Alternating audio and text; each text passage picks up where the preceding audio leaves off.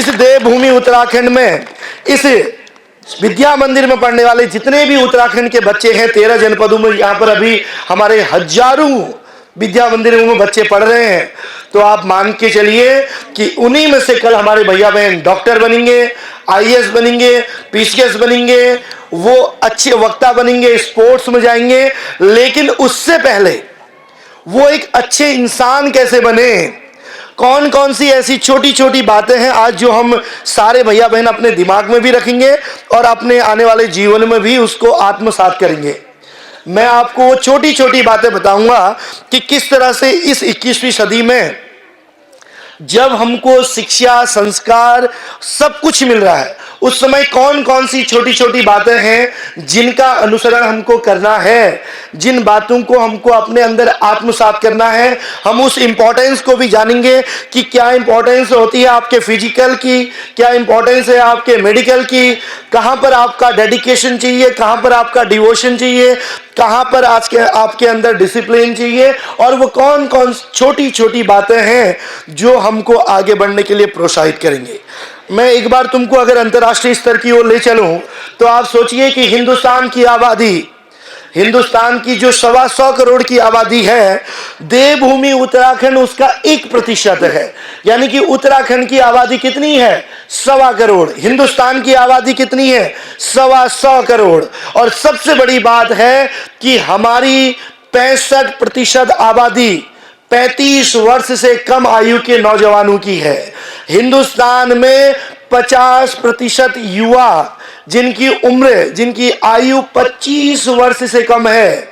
और किसी ने युवाओं के लिए कहा है कि संघर्षों के आयामों से इतिहास बना करते हैं, संघर्षों के आयामों से इतिहास बना करते हैं, जिस ओर जवानी चलती है उस ओर जमाने चलते हैं।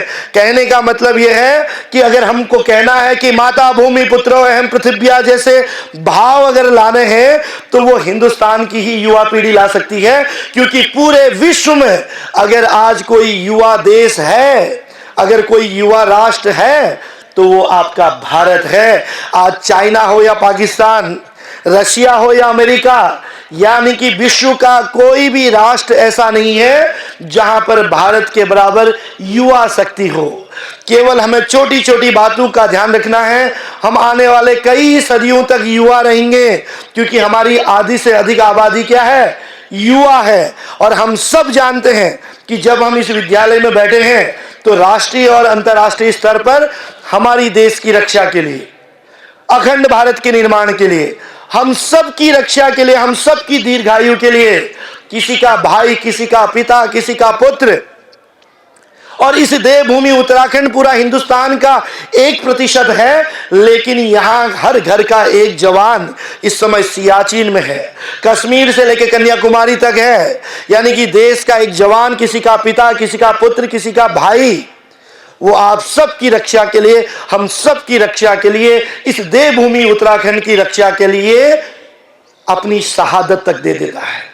तो उस समय जब देश का जवान न कभी क्षेत्रवाद की बात करता है, न कभी जातिवाद की बात करता है, कभी किसी वाद में नहीं पड़ता है, वो तो केवल एक बात जानता है, अखंड भारत, जननी जन्मभूमिश्च स्वर्गादपि गरीयसी की भावनाओं को लेके वो अगर -डिग्री टेम्परेचर में खड़ा हो सकता है, तो इस विद्यालय में पढ़ने वाला बच्चा 8 घंटे अच्छे से क्यों नहीं पढ़ सकता? वो देश के उन जवानों के लिए, उनकी शहादत के लिए, उनकी दीर्घायु के लिए, अखंड भारत के लिए, अपने माता पिता की दीर्घायु के लिए अपने आप को क्यों नहीं बदल सकता? उन छोटी छोटी बातों पर भी हम जाएंगे।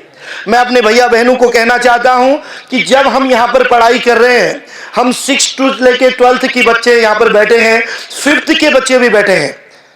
आप सोचिए कि ये 5वीं से लेके 12वीं तक की जो पढ़ाई होती है, ये छोटे छोटे फिजिक्स, केमिस्ट्री, बायो के क्वेश्चन, ये हिस्ट्री, ज्योग्राफी, समाजशास्त्र, ये हिंदी व्याकरण के छोटे छोटे क्वेश्चन, यही कल जब आईएएस और पीसीएस के एग्जाम में हमको आगे बढ़ने के लिए हौसला देते हैं। लेकिन उसी समय जो सबसे महत्वपूर्ण है, जो सबसे बड़ी ताकत है, वो आपकी ताकत है आपका शरीर, आपका मानसिक विकास, आपका फिजिकल, आपका मेडिकल,